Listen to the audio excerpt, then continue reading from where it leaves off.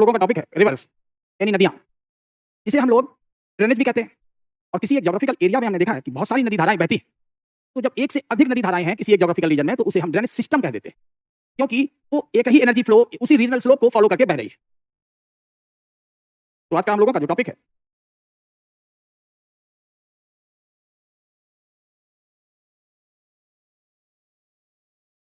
Reverse of India. Prelims में हम लोग इसे इस नाम से पढ़ते हैं, मेंस में इसे हम लोग ड्रेनेज सिस्टम के नाम से जानते हैं।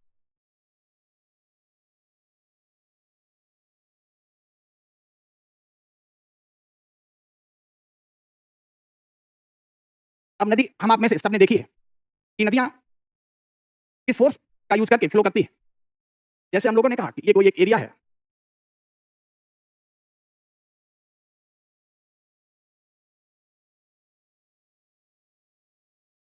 ये सभी एलिवेटेड पार्ट है, ऊंचे उठे हुए, और ये वाटर स्ट्रीम, ये वाटर स्ट्रीम फ्लो कर रहे हैं। तो अब हम लोगों को यहाँ आइडिया लग गया कि ये अधिक ऊंचे क्षेत्र से नीचे की ओर बहते हैं। तो इनमें हर एक जो ग्रीन लाइन है वो ड्रेनेज या रिवर को बताती है, और जब ये ग्रीन लाइन आपस में जुड़ती हैं तो एक सिस्टम बनता है। तो रिवर को हम लोग कहेंगे क्या? रिवर क्या होता है? River is a natural drainage. नदी एक प्राकृतिक अपवाह है। तो नदी कहते हैं, बहती रहती है, तो इसे सरिता भी कहते हैं। क्या है ये? एक प्राकृतिक अपवाह है। This is the natural drainage. तो किस एनर्जी का ये यूज करते हैं? अगर हम इसी चीज को यहां ऐसे देखें, तो ये एक साइड ले लें, ये इधर काफी ऊंचा है, इधर ये नीचे भाग है। तो अब ये जो रिवर यहां फ्लो कर रही है इधर से इधर की ओर, यहां हम लोगों ने बेस लेवल ले लिया। मान लो ये बेस लेवल है, तो यहां हाइट जो है रिवर बेड की कम है, और यहां पर हाइट रिवर बेड की ज्यादा है। तो अगर हम दो अलग अलग बिंदुओं को किसी लाइन से जोड़ें,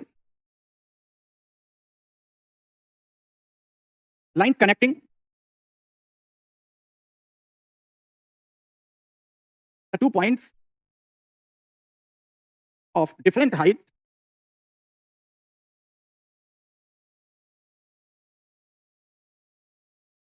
the two points of different height is known as slope gradient. हम लोग आम बोलचाल में कहते हैं कि नदी अधिक ऊंचे से नीचे की ओर बहती है, लेकिन इसे हम लोग अपने वैज्ञानिक भाषा में कहेंगे कि river follow the slope gradient. तो नदी किस बल के द्वारा बहती है, तो वो फोर्स क्या है? That is the slope gradient. तो यहां हम लोगों ने अपना रूल बना लिया, reverse flow at their bed by following slope gradient. और स्लोप ग्रेडियंट पर क्या होगा? ग्रेविटी फोर्स काम करता है, पानी को अर्थ का गुरुत्व खींचता है। तो rivers flow at their bed by following the slope gradient due to gravity of अर्थ।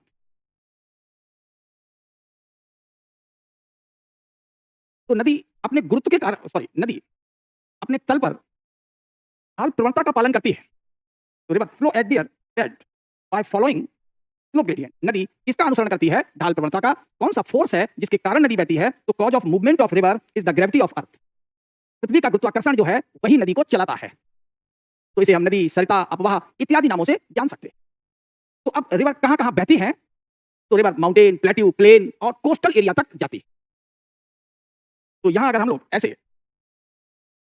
ये कोई ऐसे बेस लाइन बना लिया, यहां गए तो ये माउंटेन्स हैं, नुकीले शिखर वाले, यहां गए तो ये फ्लैट टॉप वाली है, और ये बिल्कुल जेंटल स्लोप का एरिया है। ये बनाया हम लोगों ने इस तरीके से, माउंटेन्स हैं, ये प्लेट्यू हो गए, अब ये प्लेन शुरू हो गए, और यहां से ऐसे यहाँ बेस बना दिया, अब ये सी बन जाएगा।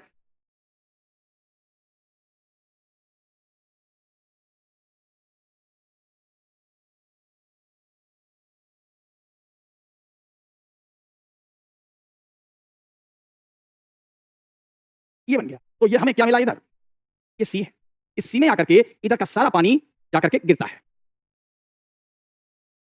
ये कोई एक रिवर चली, अब ये यहां शाखाओं में बट गई। यहां स्लोप काफी कम है। अगर हम लोग बेस लेवल से हाइट देखें तो हाइट के लिए हमने यहां पर जो निशान लगा दिया, ये ले लिया क्या, सी लेवल से मैच करते हुए बेस लेवल ले लिया, आधार। यहां बहुत कम हाइट है, यहां पर देखा तो जो हाइट है वो लगभग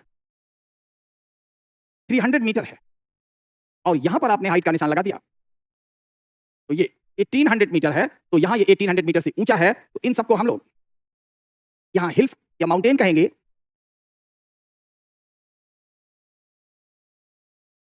इसको हम लोग यहां जब आ गए तो ये एरिया प्लेट्यू कहा जाएगा, और इसको हम प्लेन कहेंगे। और यहां हाइट बहुत कम रह गई है, इसे हम सी कोस्ट कहेंगे। अब प्लेट्यू और हिल्स रिलेटिवली ऊंचे होते हैं, तो जब ये ऊंचे हैं तो रिवर यहां बह रही है, तो इसे हम रिवर का अपर बेसिन कहेंगे। बेसिन मतलब कटोरे जैसी आकृति जिसमें नदियां बहती हैं। जैसे ये क्या है, एक कटोरे नुमा आकृति है, this is called river basin. नदी द्रोणी अथवा अपवाह द्रोणी शब्द का प्रयोग करते हैं। ये यहां हम लोग, ये जो लाइन है जिस पर रिवर बह रही है, ये क्या है, slope gradient. River follow the slope gradient. नदी ढाल प्रवणता का अनुसरण करती है, और अगर दोनों ओर ऊंची भूमियां हैं तो बीच के इस लो लाइन एरिया को रिवर बेसिन कहा जाए, नदी द्रोणी कहेंगे। ये शब्द सीखने हैं। अब इसके आगे जो डायग्राम है वो भी हमें काफी इंपॉर्टेंट वोकैब दे रहा है। तो प्लेट्यू, हिल्स, माउंटेन्स, ये सभी क्या है, ऑल दीज, अगर इन क्षेत्रों से कोई नदी पास हो रही है तो इसे हम अपर बेसिन कहेंगे, और अगर 300 मीटर से कम ऊंचाई वाले क्षेत्रों में है तो फिर इसे हम लोअर बेसिन कहेंगे। तो प्लेन और कोस्ट नदी के किस बेसिन में होते हैं, तो river basin is divided into two part.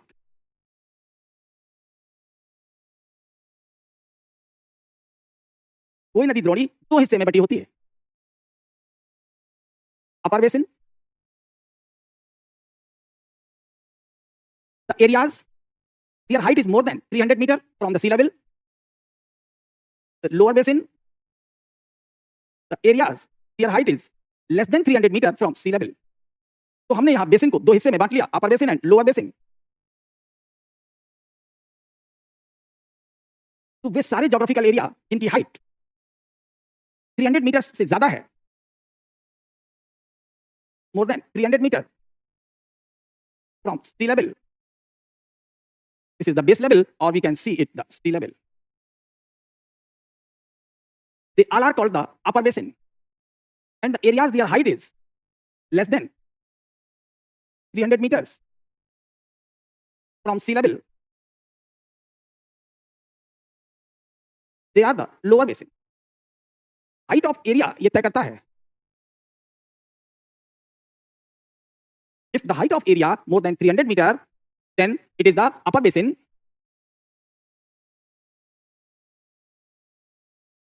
if the height of area less than 300 meter it is the lower basin.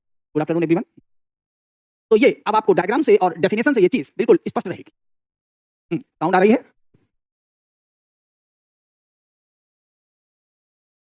Refresh कर लें जिन लोगों को साउंड नहीं मिल रहा है, मिल जाएगी। तो ये हम लोगों ने यहाँ कई फीचर्स बना रखे हैं।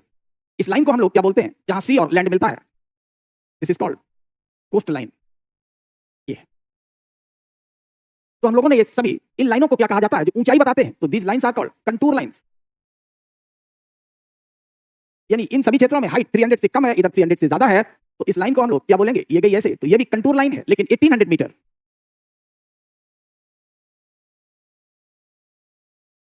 यानी कि नदियां एक ऊंचे कंटूर लाइन से कम मान वाली नीचे कंटूर लाइन को हिंदी में ऐसी लाइन कहते हैं जो समान ऊंचाई वाले बिंदुओं को जोड़ती जाए। हिंदी में शब्द होता है समोच्च रेखा।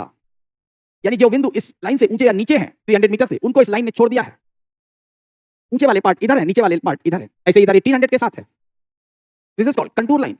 मींस कंटूर लाइन क्या होती है, the line connecting the to places of the same height. यानी अगर कोई पूछता है what is the contour line, contour line हम किसे कहेंगे,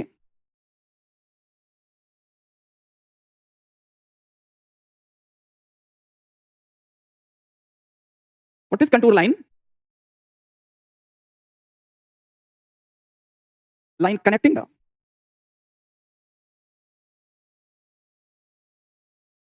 points कह लें या प्लेसेस कह लें ऑफ इक्वल हाइट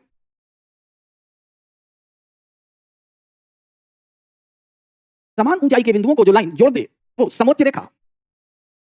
अब अगर किसी ने कह दिया स्लोप ग्रेडियंट, तो हम स्लोप ग्रेडियंट किसको कहते हैं?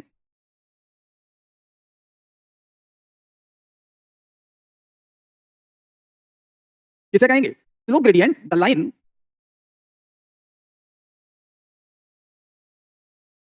connecting the points of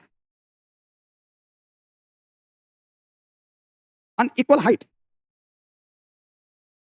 अलग अलग ऊंचाई वाले बिंदुओं को जो लाइन जोड़े वो स्लोप ग्रेडियंट, और जो समान ऊंचाई वालों को जोड़े वो contour line. Two different height, बिल्कुल सही। अब इन शब्दों से हम लोग परिचित हो गए, तो हाँ सोनू भाई राधे राधे। तो हम लोगों ने कहा कि स्लोप ग्रेडियंट रिवर किसे फॉलो करती है? River follow to the slope gradient, नदी ढाल प्रवणता को फॉलो करती है। It means river move from one contour line to another contour line.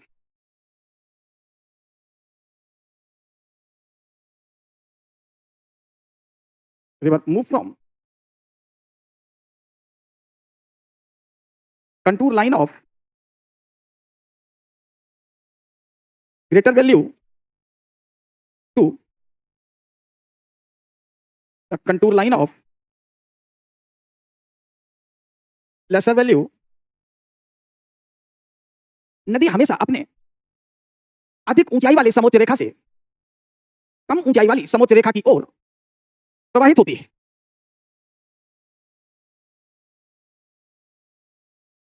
River move from the one contour line that's value is more than the another contour line means, यहां देखें ये value 1800 metre की है। River is moving from 1800 to 300 and now the river is moving from 300 to 0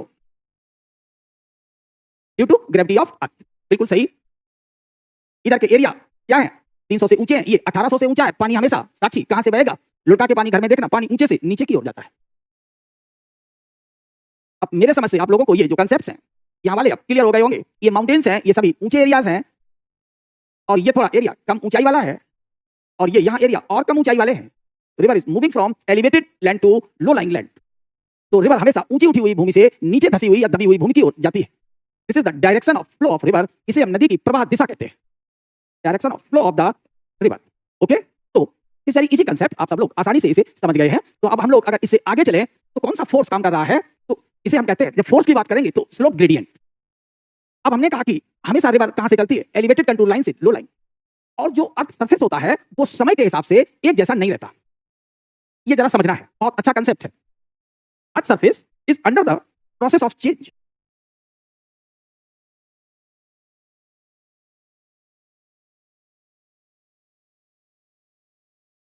earth surface always under the process of change.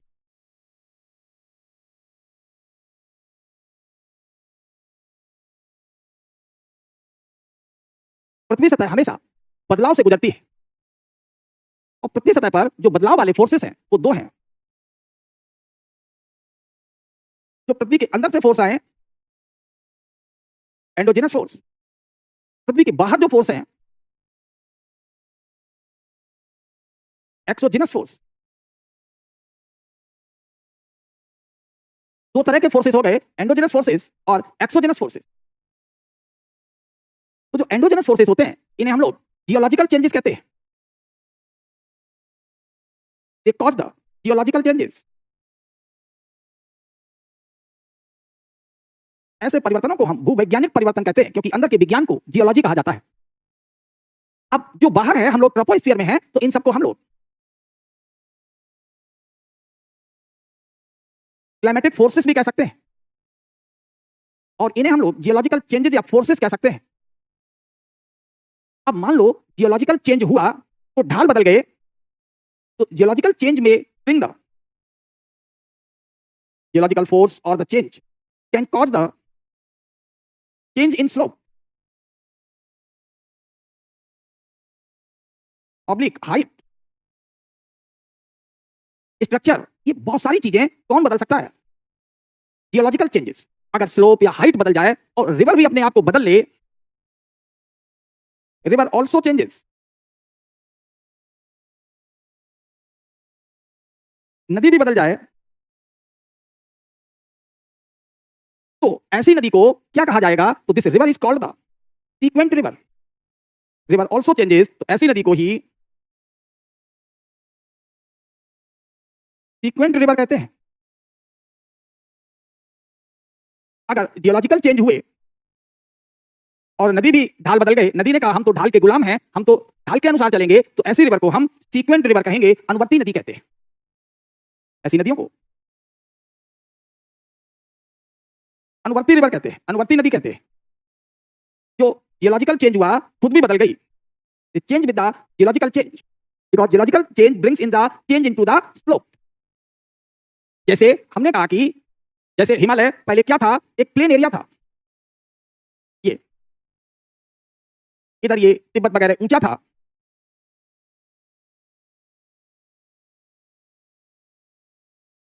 यहां पानी भरा हुआ था,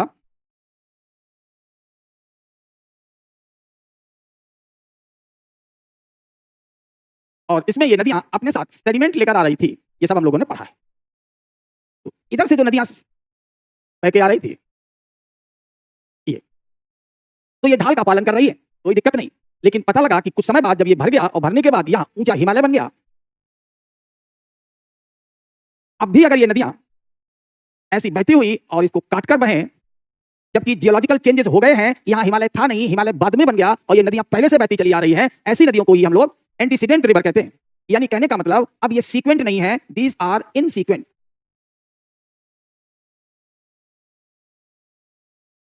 तो इनसीक्वेंट में भी किस तरह की हैं? क्योंकि ये हिमालय से पहले की हैं, तो they are the antecedent.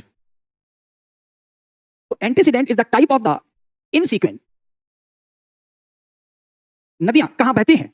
River हमेशा बहती है contour line of the more height towards the contour line of the lesser height.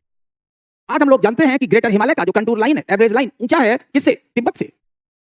फिर भी ये नदी बह रही है, तो river is not following the basic rule. जो नदी बेसिक रूल का पालन ना करे, वो एंटीसीडेंट यानी कि पूर्ववर्ती नदी कही जाती है, वो अपने पहले की बेड का ही पालन कर रही है। ये पूर्ववर्ती है, लेकिन ये अनुवर्ती नहीं है। तो जो नदी अनुवर्ती नहीं होती है, वो अनानुवर्ती है। ये बड़े टेढ़े शब्द होते हैं हिंदी मीडियम के लिए, इसलिए लिखे दे रहे हैं।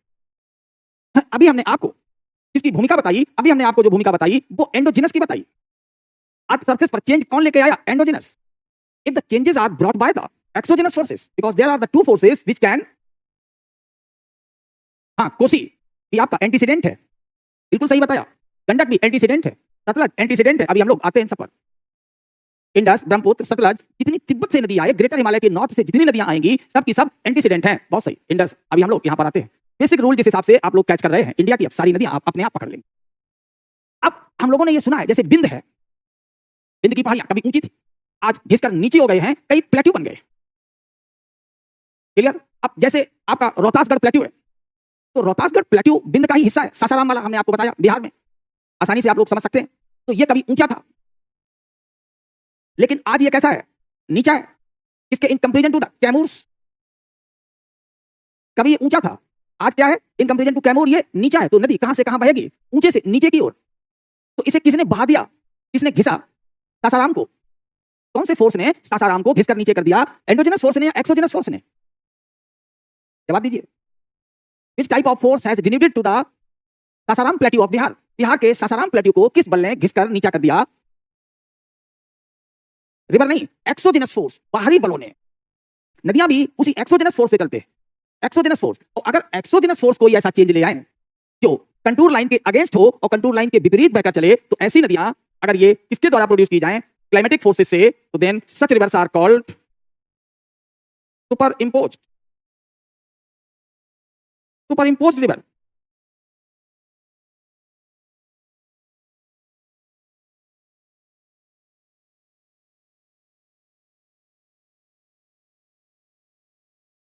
ये सारी नदियां जो गंगा में मिलती हैं, कहां से आकर के? गंगा या यमुना में मिलती हैं, दक्षिण से आकर के। जैसे चंबल, बेतवा, केन, सोन, सभी किसका एग्जांपल है? सुपर इम्पोज्ड का। सुपर इम्पोज्ड को बाहरी फोर्स ने घिसकर के बना दिया, तो जो बाहर से घिसकर बनाए, ऊपर से अध्यारोपित।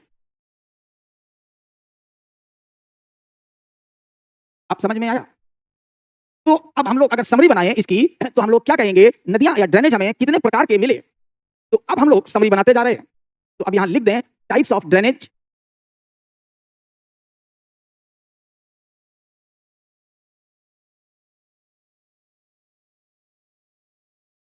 अपवाहों या नदियों के प्रकार, इन्हें हम ये भी कह सकते हैं types of river.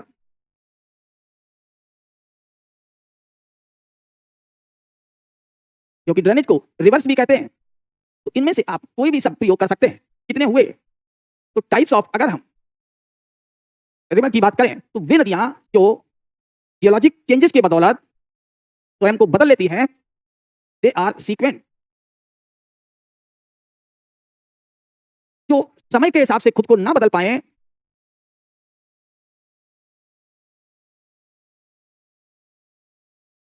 They are called इनसीक्वेंट।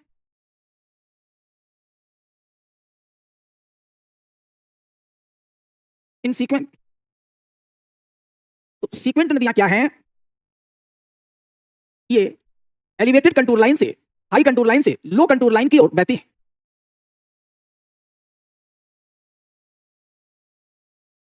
Move from high contour line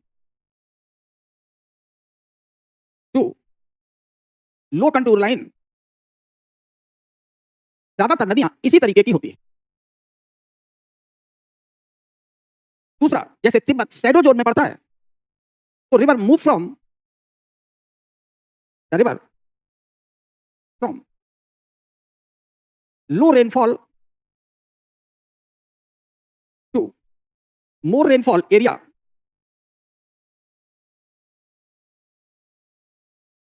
ऐसी नदियां सीक्वेंट नदियां कही जाती है। तो अगर कोई नदी हाई कंटूर लाइन से लो कंटूर लाइन की ओर बहे, या लो रेनफॉल से अधिक रेनफॉल एरिया की ओर जाए, जैसे हिमालय से उतरने वाली नदियां सीक्वेंट नदियां हैं। क्योंकि ग्रेटर हिमालय सबसे ऊंचा है, फिर लेसर हिमालय, फिर आउटर हिमालय, ये सीक्वेंट हो गई। तो इन सीक्वेंट नदियां कौन सी होंगी, वो नदियां जो they move from low contour line to high contour line. जैसे हमने कहा कि तिब्बत की हाइट कम है, ये तिब्बत है, इनकी हाइट कम है, और इससे ज्यादा हाइट ग्रेटर हिमालय की है। ये ग्रेटर हिमालय है और ये तिब्बत का एरिया है।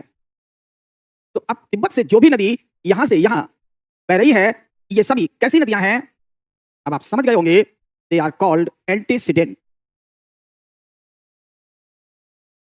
ये सीक्वेंट की बिल्कुल उल्टी है, इसीलिए इन्हें हम इनसीक्वेंट भी कहते हैं। अब ऐसी नदियां जो इस परिभाषा की उल्टी है, they move from high rainfall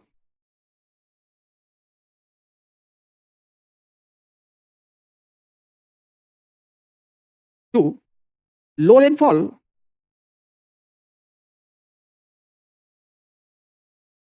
they are called, अब इन्हें हम क्या नाम देंगे, ये क्लाइमेटिक फोर्सेस के कारण डेवलप हुई सुपर इम्पोज्ड। कंटूर लाइन को कौन डिसाइड करता है, जियोलॉजिकल फोर्सेस। रेनफॉल को कौन डिसाइड करता है, क्लाइमेट। तो क्लाइमेट कहता है कि नदी को बहना होगा लो रेनफॉल से हाई रेनफॉल की ओर। अगर ये दोनों नियम पलट जाएं, इनका कोई पालन ना करे, तो ऐसे नदियों को हम लोग इनसीक्वेंट कहेंगे। तो इनसीक्वेंट दो तरह के होते हैं, एंटीसीडेंट और सुपर इम्पोज्ड। अब बात आती है सीक्वेंट की, तो सीक्वेंट को फिर बांट दिया जाता है कई प्रकारों में। तो सीक्वेंट आर फर्दर डिवाइडेड। जो सबसे मुख्य नदी होगी, this is called major river oblique consequent. इसे हम मुख्य अनुवर्ती कहेंगे, क्योंकि सीक्वेंट को अनुवर्ती कहा जाता है। तो ये अनुवर्ती नहीं होती है, तो इन्हें हम अनानुवर्ती कहते हैं। अनानुवर्ती दो तरह की हो गई, एक वो अनानुवर्ती जो पहले से बह रही है, दिस इज पूर्ववर्ती, और जिसे जलवायु दशाओं ने ऊपर से तोप दिया है, अध्यारोपित। अब अनुवर्ती में हमें कई प्रकार दिखाई देंगे। हाँ, माउंटेन को काटकर बह रही है। कौन से माउंटेन को, जो माउंटेन नदी के बाद बना है, नदी पहले की। ऐसा नहीं है कि सारी नदियां जो माउंटेन को कट कर रही हैं वो इनसीक्वेंट या एंटीसीडेंट है। Age of the mountain should be less than the age of the river. नदी की एज ज्यादा हो तो हिमालय की दीदियां हैं ये सभी, और दीदियां कभी भी किसी की बात को काट देती है। तो हिमालय भले ही ऊंचा पर्वत है, लेकिन ये हिमालय की दीदियां उसकी बात को, उसकी शान को काट देती है। अब शशिकांत आपको याद रहेगा। हाँ, सीक्वेंट क्या है? पहले से ढाल वही है, वही बह रही, ढाल बदल गया तो बदल गई। जैसे तो कंसीक्वेंट, अगर ऐसी सीक्वेंट नदियां जो ढाल के बदलने से बदल जाएं तो उन्हें हम रीसीक्वेंट कहेंगे। क्या कहेंगे? रीसीक्वेंट। फिर ऐसी नदियां, ऐसे रीसीक्वेंट नदियां जो कंसीक्वेंट के विपरीत दिशा में बहती हैं उन्हें हम ऑब्सीक्वेंट कहते हैं, और जो कंसीक्वेंट के लाइन में ही बहती हैं उन्हें हम सब्सीक्वेंट कहते हैं। अभी समझाते हैं सभी को। तो अब अगर हम लोग यहां देखें कि कितने प्रकार के हमको ड्रेनेज मिलते हैं तो जरा काउंटिंग करना शुरू कर दें, फिर सबकी डेफिनेशन लिखाएं। Number 1, number 2, number 3, number 4, number 5, number 6। Gomti river resequent का एग्जांपल है। बहुत बढ़िया, वेरी गुड। क्योंकि जैसे बाद में जैसा ढाल बना ग्रेट प्लेन का, उसी ढाल का पालन करके गोमती बहने लगी। तो Gomti river is the example of resequent. Plain में ही ये बनी है, प्लेन से ही निकलती है। गोमत ताल से, जिसे फुलहर लेक कहते हैं, पीलीभीत जिले में है यूपी के, वहां से ये चलती है। हाँ बिल्कुल सही सोनू, हमें याद रहेगा। तो इस प्रिया जो है हमेशा बहुत बढ़िया जवाब देती है। Very good. तो हो गया। तो अब यहां अगर हम लोग बात करें तो जितनी ये गंगा या यमुना में पेनिनसुलर इंडिया से नदियां आती हैं, जैसे सुपर इंपोज में चंबल है, बेतवा है, केन, सोन, ये नदियां किसका एग्जांपल हैं? सब सुपर इंपोज्ड का एग्जांपल है। एंटीसीडेंट में अगर हम लोग देखें तो एंटीसीडेंट नदियों के एग्जांपल है। जितनी तिब्बत से आएंगी, ग्रेटर हिमालय को पार करेंगी, इंडस, इंडस की ट्रिब्यूटरी है सतलज, काली, गंडक, कोसी, तीस्ता, ब्रह्मपुत्र।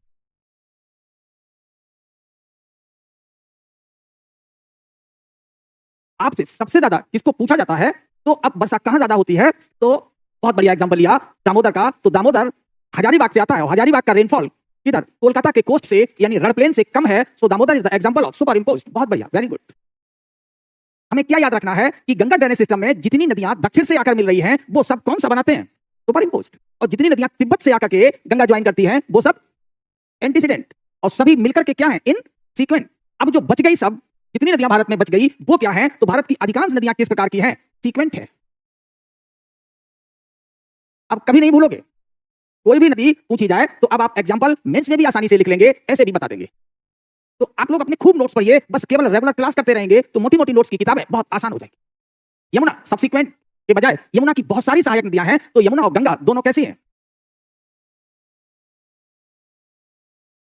ये हिमालय के बनने से बनी है, और हमेशा हिमालय में कहां से? अधिक ऊंचाई से, हाई कंटूर लाइन से लो कंटूर लाइन की ओर बहती है, लो रेनफॉल से अधिक रेनफॉल की ओर बहती है। तो दीज आर द सीक्वेंट। लेकिन सीक्वेंट में ये बड़ी नदियां हैं, तो Ganga and Yamuna both are the consequent. हाँ, कृष्णा, कावेरी, गोदावरी सभी क्या है? बड़ी नदी कंसीक्वेंट है, और उनकी सहायक नदी सब्सिक्वेंट है। समझ में आ गया? तो अब जैसे इसने जन्म ले लिया, तो जैसी गंगा बहती थी उसी दिशा में ये बहने लगी। कौन? रामगंगा। तो उत्तराखंड में विष्णुगढ़ के उत्तर से, यानी लेसर हिमालय से रामगंगा निकलती है।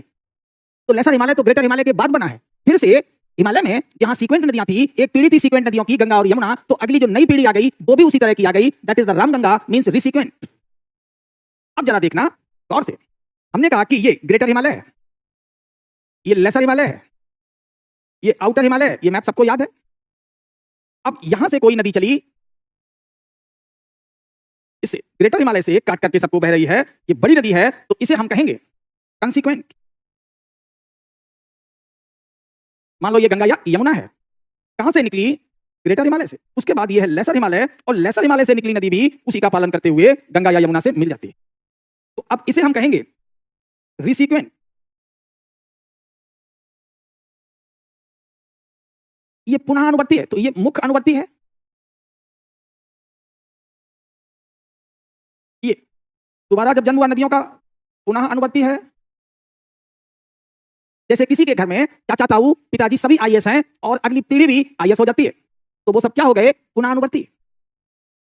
अब पता लगा कि लेसर हिमालय से कोई नदी निकले, लेकिन वो गंगा तो ऐसी बह रही है इधर की ओर, लेकिन ये उल्टी जाकर गंगा से मिल जाए, है अनुवर्ती, क्योंकि लेसर हिमालय उठने से ढाल बने। तो अब ये तीसरे प्रकार की नदी हो गई, यानी कि ऑब्सिक्वेंट, इसे कहेंगे प्रति अनुवर्ती। प्रति मींस उल्टा। अब सब्सिक्वेंट कौन सी हो गई? तो अब शिवालिक या ग्रेट प्लेन से जो भी नदियां निकले और मेन रिवर को ही फॉलो करते हुए बहें, तो दे आर द सब्सिक्वेंट। तो भारत की अधिकांश नदियां किस वर्ग में आती हैं? सीक्वेंट में, और कुछ नदियां जो हैं वो इन सीक्वेंट में हैं। अब आपको इस चार्ट से सब याद रहेगा। तो ये जो लिखाया हमने, ये 4th नंबर की रिवर है, तो ये मेजर कंसिक्वेंट के दिशा में ही बहती है। तो Chambal is example of what? Chambal कहां से आती है? मालवा, बिंद के पीछे से। तो चंबल क्या हो गया? और बिंद के दक्षिणी ढाल पर वर्षा ज्यादा होती है, हाई रेनफॉल, और इधर बुंदेलखंड में वर्षा कम होती है, इसीलिए चंबल किसका एग्जांपल है? सुपर इंपोज्ड का। अब हम लोग मैप पर बना दें तो आप आसानी से इन सबको समझ लेंगे।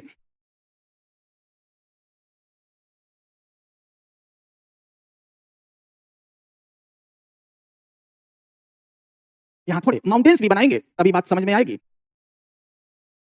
बिंद याद रहेगा। अब हम लोग रिवर को बना दें। यहां से रिवर हमने ले ली, ये गंगा बह रही है, ये यमुना है, यहां से ये चंबल जाती है, अब ये बेतवा जाएगी, केन, इधर से ये सोन, और ये यहां मार्ग बदलते हुए, क्रेडिट पैटर्न बनाते हुए दामोदर। अब इन सबको अगर हम देखें तो ये सभी बिंद का इधर का ढाल है, दक्षिण का ढाल है, और दक्षिण के ढाल पर यहां रेनफॉल कैसा है इन सभी एरिया में? मोर रेनफॉल, क्योंकि चलता हुआ मानसून यहां वर्षा करता है। लेकिन जैसे ही इधर की ओर जाएंगे तो ये सारे एरिया कैसे हैं? Bundelkhand, Malwa, rain shadow zone है ये। जब रेन शेडो जोन होगा तो यहां हमें जो रेनफॉल मिलेगा वो कम मिलेगा, लो रेनफॉल। और जो लो रेनफॉल होगा तो हाई रेनफॉल से लो रेनफॉल की ओर जाने वाली नदियां तब क्या है? इधर सोन में जितनी नदियां मिलती हैं, ये सब किसका एग्जांपल हो गए? Super imposed river of India.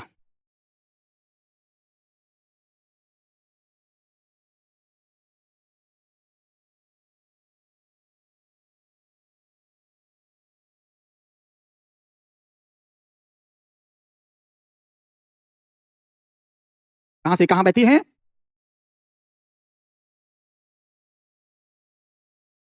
originate in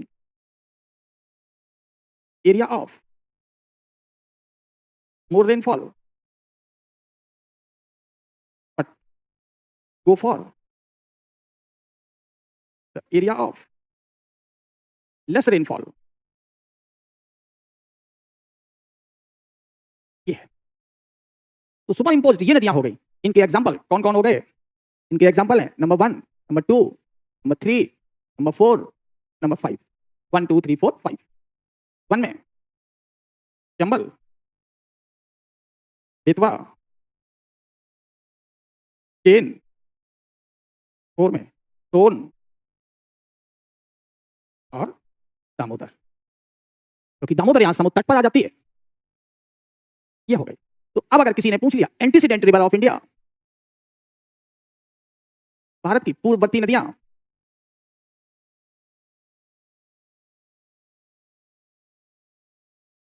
कौन कौन हो गई? तो वो नदियां जो कहां से बहेंगी? From low contour line to high contour line.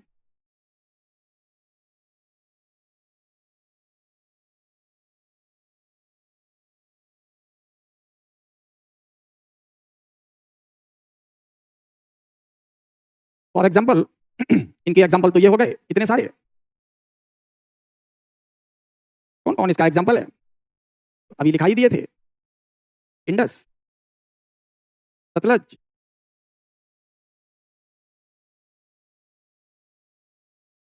काली, गंडक, कोशी, तीस्ता और ब्रह्मपुत्र। इनको यहां अगर हम लोग मैप पर देखें तो ग्रेटर हिमालय बना दें,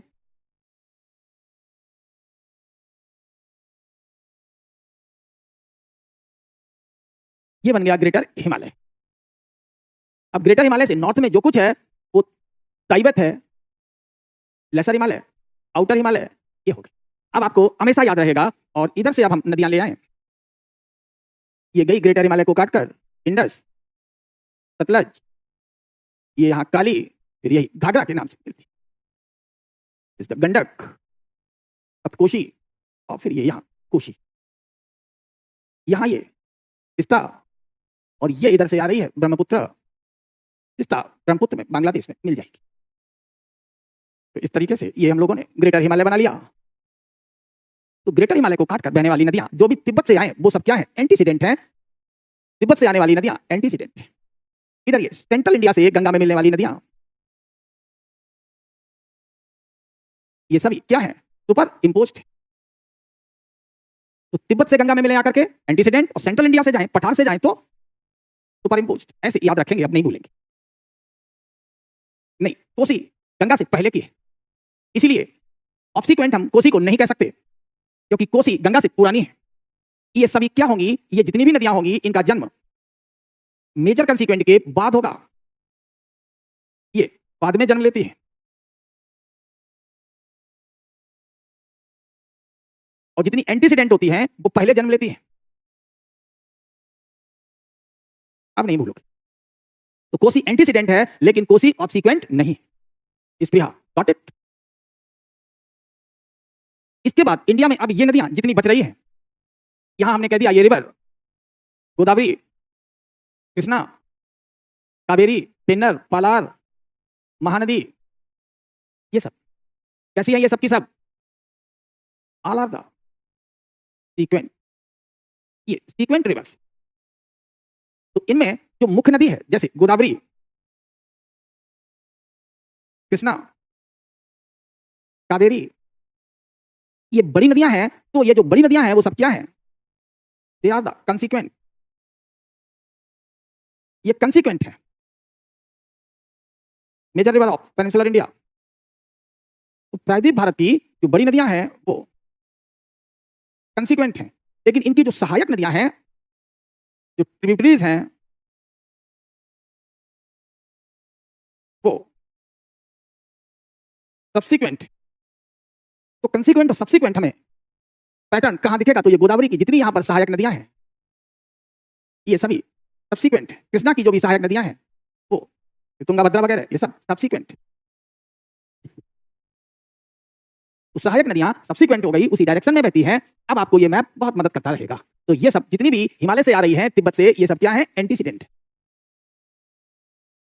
1 2 3 4, ये इंडस, सतलज, ये काली, गंडक, कोशी, तिस्ता, ब्रह्मपुत्र। ओके, तो हम लोगों ने टाइप्स ऑफ रिवर जो एग्जाम में टेढ़ा मेढ़ा होता है वो पढ़ लिया। अब मुख्य नदी, सहायक नदी, ये सब चीजें हम लोग जानते हैं। जहां पर नदी जाकर के डेल्टा बनाए, जहां नदी अंत में सागर को छुए, इस जगह को क्या कहते हैं, माउथ ऑफ रिवर।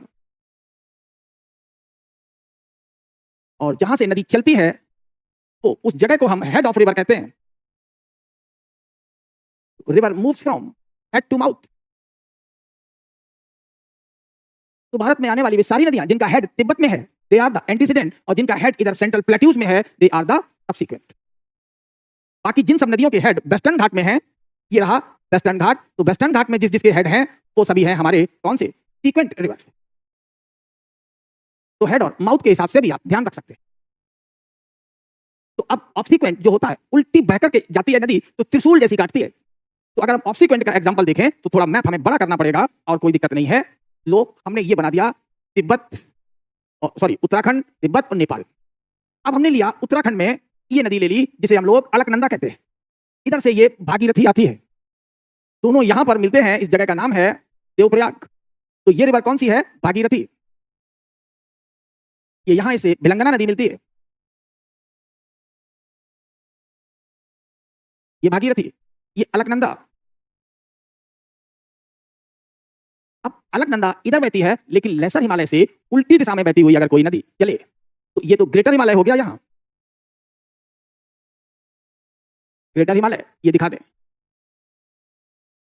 अब ग्रेटर हिमालय के पैरेलल में अब यहां जो हमें दिखाई देगा वो लेसर हिमालय। अब लेसर हिमालय से नदी चले और वो भी अपोजिट डायरेक्शन में बहती हुई मिल जाए जाकर के अलकनंदा से, या इधर से बहती हुई नदी अपोजिट डायरेक्शन में मिले, तो अगर क्रिस क्रॉस कर रही है तो ऐसी नदियों को हम क्या कहेंगे? These are the obsequent. इनके एग्जाम्पल क्या होंगे? त्रिशूल रिवर, ये है मंदाकिनी, ये किसका एग्जाम्पल है? ऑब्सिक्वेंट का। त्रिशूल और मंदाकिनी जब अलकनंदा से मिलती है तो ये अलकनंदा की दिशा के विपरीत बहकर मिलती है। Opposite means obsequent. अब ये डायग्राम आपको हमेशा याद रहे। ये भागीरथी हो गई, अब ये गंगा बन गई। इस जगह को क्या बोलते हैं? देवप्रयाग। देवप्रयाग के बाद यहां आ जाएंगे ऋषिकेश, बड़ा सा मैप हमने बना दिया। यहां आ जाएंगे हरिद्वार, अब यूपी में फ्लो करेगी, प्लेन पर आ जाती है। रुड़की के बाद यहां Roorkee, after Roorkee it enter into the plain पूरी तरह। ये गंगा का फ्लो इसलिए अपोजिट है क्योंकि ये इस तरीके से लेसर हिमालय उठा होगा, तो लेसर हिमालय के दो ढाल होंगे, ऐसे ग्रेटर हिमालय के दो ढाल हैं। तो ग्रेटर हिमालय से जो नदी उतरेगी वो कंसिक्वेंट है। दक्षिणी ढाल पर ग्रेटर हिमालय का ये सदर्न स्लोप है, और ये कौन सा हिमालय है? ग्रेटर। तो ये लेसर, और लेसर हिमालय से जो उल्टी बहेगी कंसिक्वेंट की, तो ये कंसिक्वेंट, तो ये ऑब्सिक्वेंट। यही समझाया। ये बाद में जन्म लेते हैं, तो लेसर हिमालय बाद में बनेगा तो नदियां भी उसकी बाद में बनेंगी। तो किसके अपोजिट बहती है? ऑब्सिक्वेंट। कंसिक्वेंट के अपोजिट बहती है। कृष्णा, समझ में आ गया? चलते हैं। हम लोगों ने आज इसको काफी चीजें यहां पर डिस्कस कर ली। अब हम लोग भारत की नदियों को और प्रीलिम्स के हिसाब से देखें।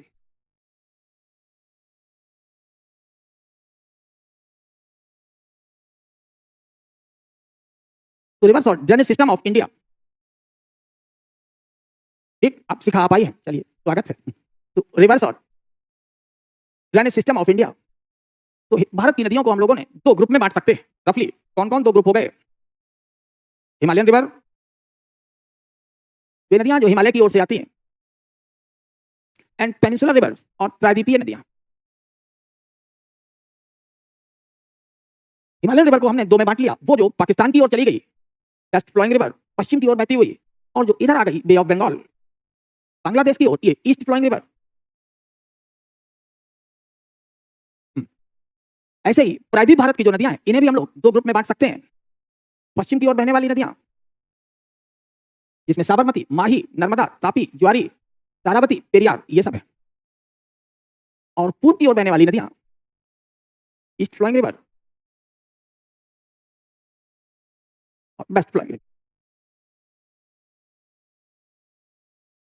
East flowing and west flowing river हो गए। वेस्ट फ्लोइंग और ईस्ट फ्लोइंग, ये सारी नदियां आप लोग जानते ही। साबरमती, माही, नर्मदा, ये पेनिनसुलर रिवर है, लेकिन अरेबियन सी में अपना पानी गिराती है। तो these river discharge their water into Arabian sea. ये कहां डिस्चार्ज होती है, कहां अपना जल गिराती है? इनटू अरेबियन सी।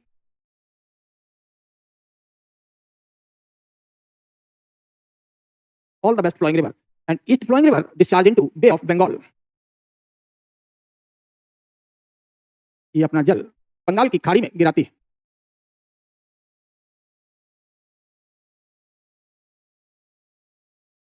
वेस्ट फ्लोइंग रिवर ये इंडस जाके किस में गिरेगी? अरेबियन सी में। और ये गंगा या ब्रह्मपुत्र जाके किस में गिरेंगी? बे ऑफ बंगाल। इनके सबके माउथ बंगाल की खाड़ी। तो ये एक चार्ट जो आपके काम आएगा। भारत से होकर गुजरने वाली सबसे लंबी नदी ब्रह्मपुत्र, लेकिन भारत की सबसे लंबी नदी गंगा। इंडस भी काफी लंबी है, 2880 किलोमीटर है, लेकिन भारत में इसकी लेंथ 709 किलोमीटर है। तो इंडिया में जो सबसे, इंडिया बॉर्डर में सबसे लंबी नदी कौन है? गंगा। तो विद इन इंडियन बॉर्डर, भारतीय सीमाओं के अंतर्गत सबसे लंबी नदी गंगा, 2525 किलोमीटर। तो यहां लिख देंगे विद इन इंडियन बॉर्डर, भारतीय सीमाओं के अंतर्गत सबसे लंबी नदी गंगा है, लॉन्गेस्ट रिवर।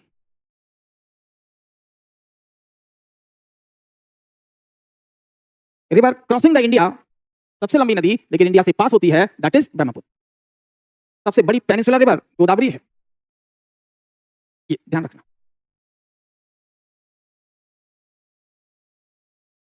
तो ये अब हम लोग इनमें से सबको एक एक करके पढ़ना शुरू करते हैं। Now come to Indus drainage system, Sindhu अपवाह तंत्र। इंडस ड्रेनेज सिस्टम, तो ये सिंधु का हेड है, यहां से सिंधु शुरू होगी और यहां अरेबियन सी में जाके गिरती है। तो ये क्या हो गया, सिंधु का माउथ, माउथ ऑफ इंडस। तो यहां से जहां से चली, ये यहां माउंटेन रेंज है, इट्स नेम इज कैलाश। तो कैलाश के ग्लेशियर से ये इंडस का जन्म होता है।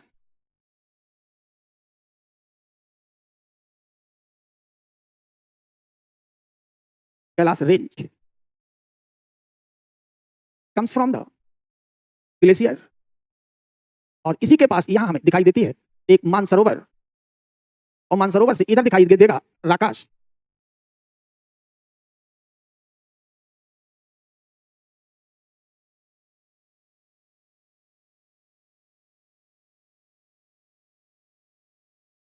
This is the Sutlej. तो राकाश ताल से सतलज आती है। यहां हम लोग पहुंचेंगे तो ये कराकोरम से, ये कराकोरम है, और कराकोरम से ये जो नदी आ रही है, it's name is the Seok. ये सियोक है, ये गिलगित है, द्रास, तिग्गर, ये नदियां हैं। इधर जास्कर से जाने वाली रिवर जास्कर है।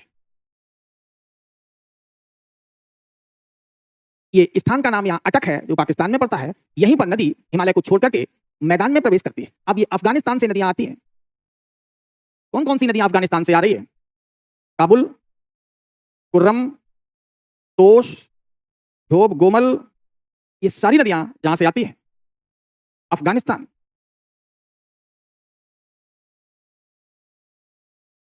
ये अफगानिस्तान से आ रही है, ये अफगानिस्तान से आने वाली नदियां जो इंडस में मिलती है। अब इसके बाद इंडस में ये 5 नदियां जाती हैं, के, टी, आर, टी और एस, यानी कि सतलज। इन्हें पचनद कहते हैं, और ये 5 नदियों का जल यहां इंडस में मिल जाता है। ये सतलज है। तो इंडस से मिलने वाली नदी सतलज है। सतलज में जो मिलती है वो चिनाब है, और जो चिनाब में मिलती है वो झेलम है और रावी है। तो ये आप यहां चिनाब बना सकते हैं, ये चिनाब है। तो ये मिथानकोट एक जगह है पाकिस्तान में, उसके ठीक नॉर्थ में ये नदियां मिथानकोट से उत्तर में जाकर के ये पचनद बनता है। तो ये बिल्कुल इंफॉर्मेशन वाली चीजें हैं, इन सबसे क्वेश्चन बनते रहते हैं। तो पहला जो क्वेश्चन बनेगा वो ये है कि इंडस की राइट हैंड साइड ट्रिब्यूटरी कौन कौन सी हैं? दाएं हाथ की सहायक नदियां, और इसको हम लोग कहेंगे बाएं हाथ की सहायक नदियां। तो दाएं हाथ की सहायक नदियां सियोक, गिलगित, द्रास, सीगर, हुंजा, ये सभी कहां बहती हैं? लद्दाख में। हमारे किस यूनियन टेरिटरी के अंतर्गत आएंगी? लद्दाख। यहां भी हमने आपको बताया था ये रिवर सियोक है। ये कहां तक? टिल द हुंजा, हुंजा तक। इसके बाद ये नदियां सभी अफगानिस्तान से। तो ये हो गई राइट हैंड साइड ट्रिब्यूटरी। और लेफ्ट हैंड साइड की जो पहली ट्रिब्यूटरी है, जिसे बहुत कम लोग जानते हैं, first left hand side tributary, this is the Zanskar river. ये है जास्कर, और ये यहां गलत प्लेस हो गया है। Zanskar the first right hand side tributary,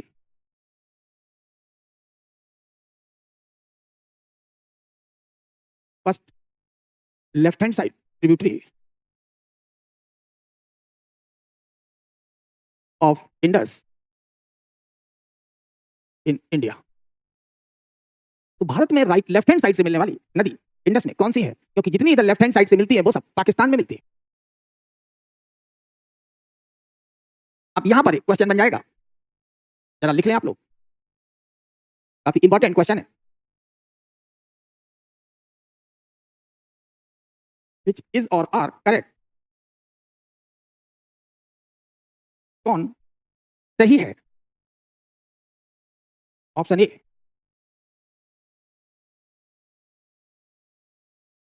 पचनद, are left hand side tributaries of river Indus, B all left hand side tributaries join the Indus in Pakistan, C all the tributaries of Indus are antecedent, all the tributaries of Indus are antecedent,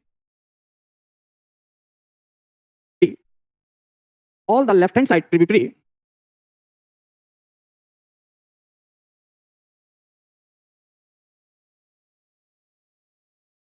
of Indus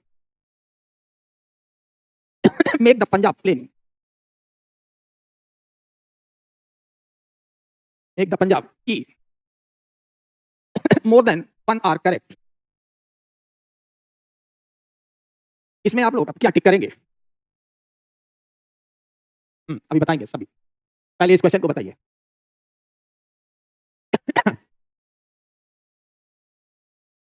क्या बताया? विच is और correct, बहुत simple सा इसका answer है, only A is correct. पचनदा किसको कहते हैं? ये 5 नदियां हैं, झेलम, चिनाब, रावी, ब्यास, सतलज, इनको पचनद कहा जाता है। ये बात अपनी जगह बिल्कुल ठीक है। All the left hand side tributaries join the Indus in Pakistan, नहीं, जास्कर भी लेफ्ट हैंड साइड ट्रिब्यूटरी है, लेकिन ये लद्दाख में ही, लेह के पास ही ज्वाइन करती है, यहां लेह है, इसलिए बी गलत हो गया। All the tributaries of Indus are antecedent, नहीं, केवल जो एंटीसीडेंट है दैट इज द ट्रिब्यूटरी में अगर बात करी जाए सतलज है, क्योंकि यही ग्रेटर हिमालय के पार से आती है, इसलिए सी भी गलत है। D all the left hand side tributaries of Indus make the Punjab, गलत है। सिर्फ ये 5 नदियां पंजाब बनाती है, जास्कर पंजाब नहीं बनाती, ये लद्दाख में। इसलिए बाकी के तीनों statement B C D all are wrong. तो answer is what? Answer is A. ये अक्सर गलत हो जाएगा। अब बात आती है आप लोगों के एक और जो क्वेश्चन पूछा, इंडस ड्रेनेज सिस्टम गंगा का है, हाँ ये अलग। इस पर अगर आप आ जाएं तो एक एक रिवर के बारे में हम लोग इन्हें डिस्कस करेंगे। तो river Indus length is 288 kilometre, river Jhelum, Chenab, Ravi, Beas, Sutlej, इन सबका डिटेल इंफॉर्मेशन इस तरीके से आपको नोट्स पर हम कल कराएंगे। तो आज काफी वक्त हो गया है, तो time is about to finish. तो ये स्लाइड्स हम लोग कल देखेंगे। खैर आप लोग तब तक इसे पढ़िएगा तो कम से कम इंडस तैयार रहेगा। तो